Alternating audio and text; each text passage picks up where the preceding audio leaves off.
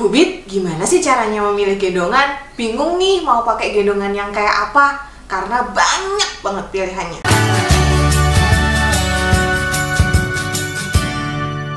Halo, selamat datang di Kriwil Life, ngobrolin kesehatan bareng aku Bidan Kriwil. Hari ini kita akan ngomongin soal gimana sih tipsnya memilih gendongan, apalagi buat ibu-ibu yang baru nyemplung ke dunia pergendongan dan bingung menentukan mau beli gendongan yang seperti apa. Ini merupakan salah satu pertanyaan yang cukup sering ditanyakan oleh ibu-ibu seantero negeri gitu ya. Jadi yuk aja langsung kita bahas gimana sih tipsnya memilih gendongan.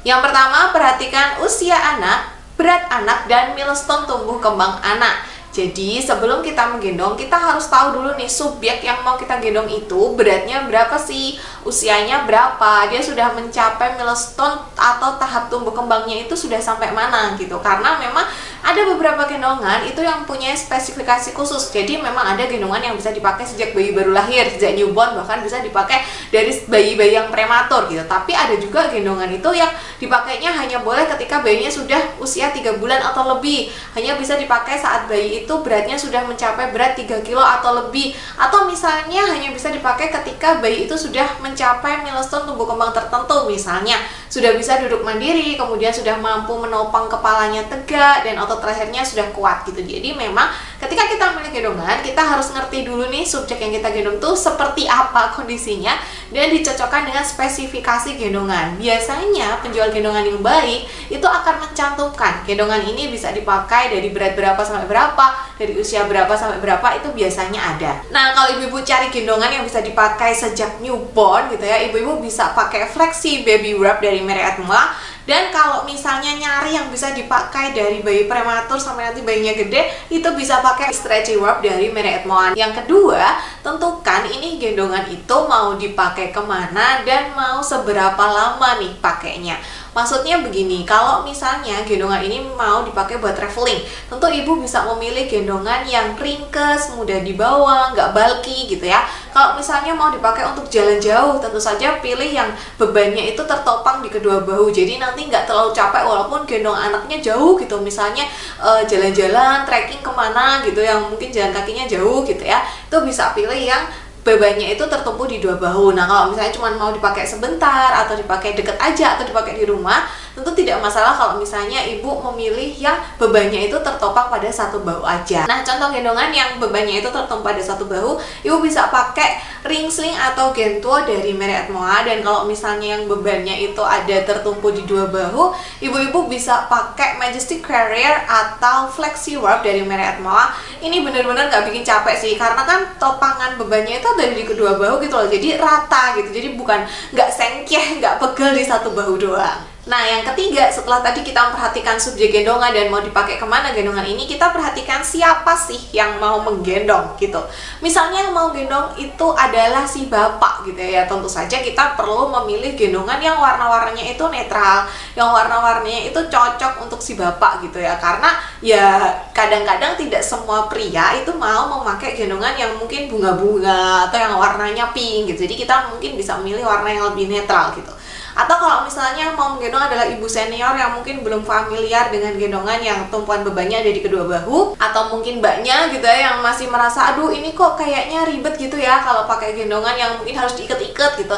Nah, mungkin kita bisa memilih model gendongan yang lebih simple, kemudian yang hanya gampang dipakai, tumpuannya mungkin ada di satu bahu aja, mirip gendongan yang jadul gitu. Karena memang ini sangat penting. Jadi gimana caranya supaya proses menggendong itu bisa membuat si penggendongnya itu juga percaya diri dan happy saat menggendong. Karena ketika yang gendong itu happy, otomatis dia akan lebih betah menggendong juga, sehingga yang digendong pun juga akan terasa kasih sayangnya, bondingnya, dibandingkan kalau yang gendongnya ogah-ogahan atau yang dikit-dikit ngeluh, dikit-dikit ngeluh gitu. Nah, jadi kegiatan menggendong pun menjadi tidak menyenangkan. Jadi perhatikan siapa yang mau pakai gendongan ini supaya penggendongnya pun juga happy dan bersemangat ketika menggendong. Yang selanjutnya, perhatikan tingkat kerumitan gendongan. Jadi setiap gendongan itu mereka pasti punya teknik pemakaiannya itu gimana gitu. Ada gendongan instan yang satset langsung jadi gitu. Ada juga gendongan yang memang membutuhkan waktu untuk belajar tekniknya gitu. Nah, terserah nih penggendong ini mau menggendong dengan tingkat kerumitan yang seperti apa. Misalnya di awal pemakaian pakai yang sat-set aja lah gitu, sambil belajar gendongan yang lebih dalam gitu, yang mungkin tingkat kerumitannya lebih tinggi, itu boleh. Atau misalnya langsung pengen men-challenge diri, udahlah aku langsung belajar yang agak rumit aja, nggak apa-apa, aku seneng kok belajar hal baru, itu juga boleh. Nah, kalau ibu-ibu pengen nyobain gendongan yang sat-set langsung jadi, ibu-ibu bisa mencoba gendongan Gento dari merek Atmoa. Tapi kalau misalnya pengen belajar yang lebih dalam gitu ya, teknik-tekniknya banyak gitu, ibu-ibu bisa nyobain stretchy warp dari merek Atmoa. Nah, aku senang banget stretchy warp dari merek Atmoa ini karena warnanya tuh cantik-cantik, Bu. Terus bahannya itu adalah kain bambu yang dia itu bisa antibakterial gitu dan lembut banget gitu, untuk kulit sensitif juga nyaman gitu. Aku pernah memakainya untuk menggendong keponakanku dan dia langsung pules tidur di gendonganku. Yang selanjutnya adalah perhatikan masa pakai gendongan. Jadi ada gendongan yang dia itu memang bisa dipakai dari newborn sampai nanti balita, karena dia bisa di-adjust, jadi bisa disesuaikan sesuai dengan usia dan tumbuh kembang si bayi. Tapi ada juga gendongannya yang cuman bisa dipakai dari rentang usia tertentu atau berat tertentu gitu. Jadi silakan dipikir-pikir ulang, ini mau beli gendongan yang sekali investasi dipakai dari newborn sampai nanti dia gede, atau mau kayak beli yang banyak gitulah, nggak apa-apa, di setiap fase ganti gendongan sekaligus nyoba-nyoba, misalnya seperti itu boleh banget. Nah, contoh gendongan yang bisa dipakai dari newborn sampai gede itu adalah ring sling.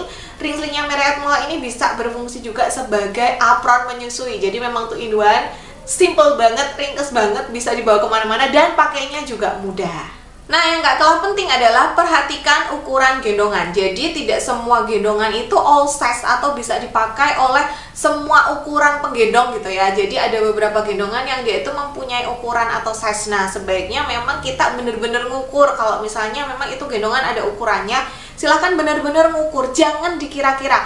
Karena gendongan itu memang size atau ukurannya itu harus tepat. Nggak boleh terlalu kegedean dan nggak boleh juga terlalu kesempitan. Karena nanti satu, bayinya jadi tidak nyaman. Kalau misalnya terlalu longgar kan dia bisa tenggelam gitu ya. Terus kalau terlalu kecil nanti dia jadi kesempitan gitu. Yang kedua adalah bayi juga tidak aman gendongannya. Jadi gendongan yang kurang pas size-nya itu bisa bikin bayinya nggak nyaman dan tidak aman gitu. Jadi tentu saja sebaiknya pastikan gendongannya itu size-nya sesuai. Perhatikan benar-benar dan benar-benar ukur tubuhnya. Jangan cuma dikira-kira kayak biasanya aku kalau baju pakai ukuran ini berarti ini gendongan juga ini. Jangan seperti itu. Jadi tetap pastikan untuk mengukur yang sebenar-benarnya. Yang terakhir yang nggak kalah penting untuk diperhatikan adalah soal budget. Jadi kalau kita ngomongin mau beli apa, tentu saja kita juga harus menyiapkan dananya.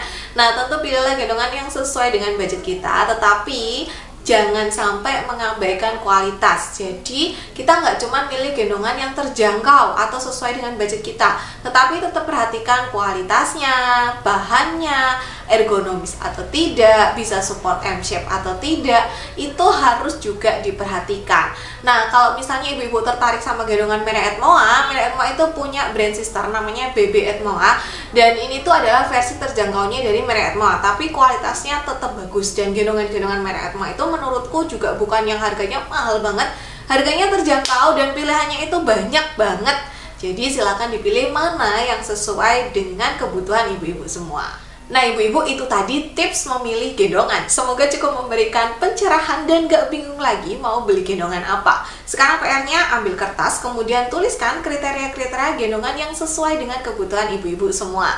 Buat ibu-ibu yang mau belanja produknya merek Atmoa atau BB Atmoa, tinggal klik aja link yang ada di deskripsi box. Terima kasih sudah menonton, sampai jumpa di video selanjutnya.